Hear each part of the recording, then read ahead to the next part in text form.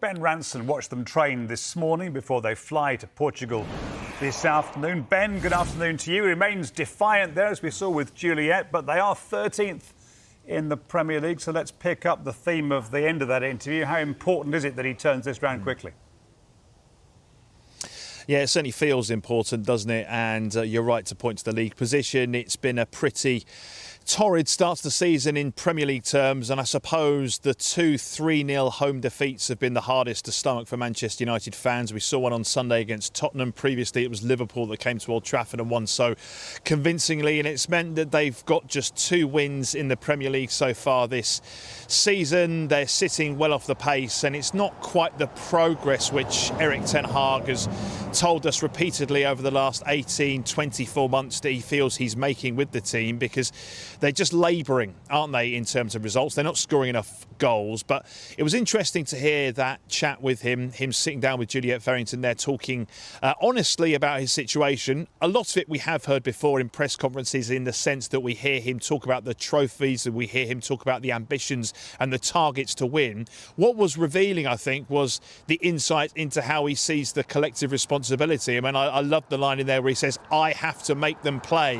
when he was asked about the players on the pitch and their game management. I thought that was really interesting. He's trying to take that shared responsibility, especially when there's been plenty of criticism. And really interesting too to hear him talk about the fans having a right to be impatient. Well, I'd counter that by saying, actually, I think the Manchester United fans have been incredibly patient, because they will be frustrated, and they will have been frustrated over the last couple of seasons as well. They haven't made the progress in challenging for the league title where this club expects to be, but they've largely stuck with the manager and stuck with the players, and that was the case again for large parts of the match, despite the scoreline on Sunday.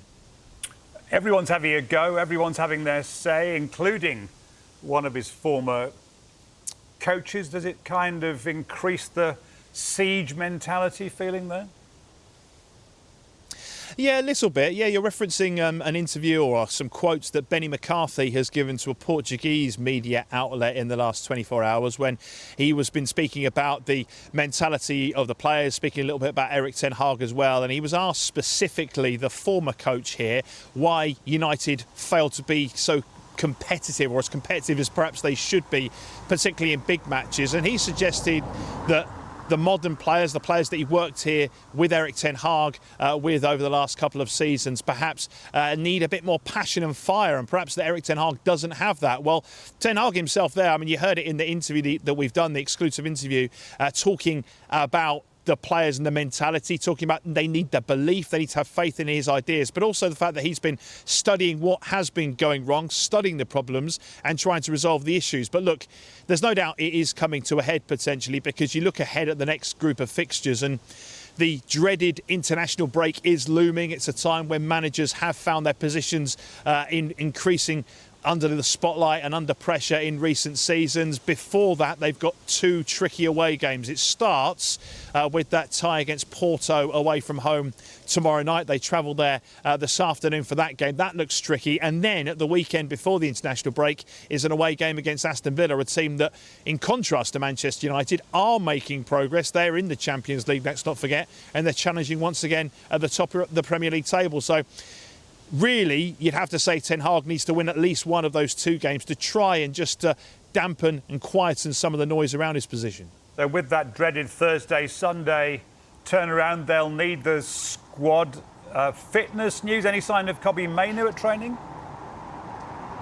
Yeah, well, that's the positive, I suppose, because obviously Kobbie Mainoo was one of the players that had to be withdrawn from the game against Tottenham. He went off seeming to have some sort of a hamstring or muscular injury, didn't reappear for the second half. Well, it was great to see him out there today. He was taking a full part in that open 15 minutes that we get to see ahead of that Porto game. He was taking a full part in the rondos, looked very happy and comfortable.